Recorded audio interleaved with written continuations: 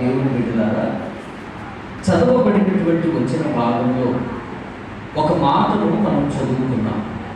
ఇక్కడ రాయబడినటువంటి మాట, యెహోవా తాను వెళ్ళిన చోటనెల్లా అతనికి తోడై ఉండెను కనుక అతడు జయము పొందెను అని రాయబడింది. జాగ్రత్తలు కొద్ది నిమిషాలు విన్నాం.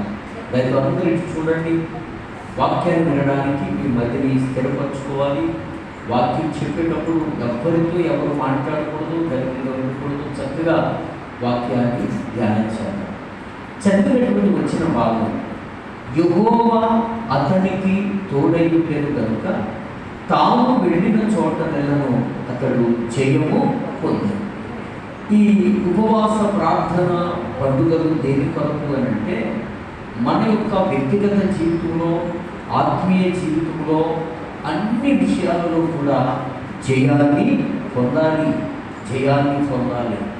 ఇది సంఘపరమైనదైనా, కుటుంబపరమైనదైనా, వ్యక్తిగతమైనదైనా, ఆత్మీయమైనదైనా అన్నిటిలో నుండి అపజయాలను అధిగమించి జయాన్ని పొందాలి అని ప్రభువుతో మనం సహవాసం చేస్తూ ఉన్నాం.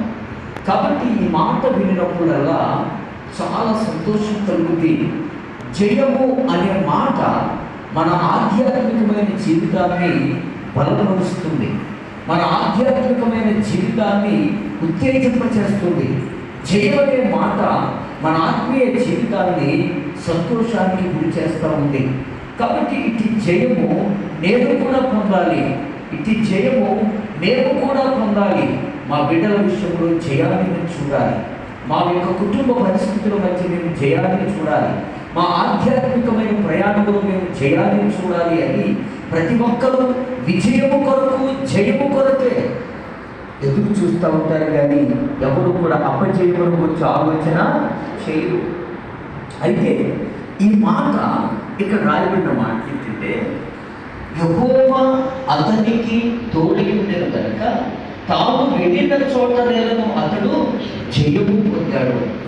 దేవుడు ఎవరిని గురించి మాట రాయించాడు అనే విషయాన్ని మనం జ్ఞాపకం చేసుకుంటే, ఇదే అధ్యాయంలో మొదటి వచనాన్ని మనం చదివితే ఇక్కడ రాయబడింది, ఇశ్రాయేలు రాజును ఏలా కుమారుడైన హోషేయ ఏలుబడిలో 3వ సంవత్సరమందు యూదా రాజును ఆహాజు కుమారుడైన హిజ్కియా ఏలనారంభించెను. చాలండి, ఇప్పుడు అర్థమైంది కదా ఈ మాట ఎవరి గురించి దేవుడు మాట్లాడాడు. రాజు అయినటువంటి హిజ్కియాను గురించి మాట్లాడుతూ వచ్చాడు.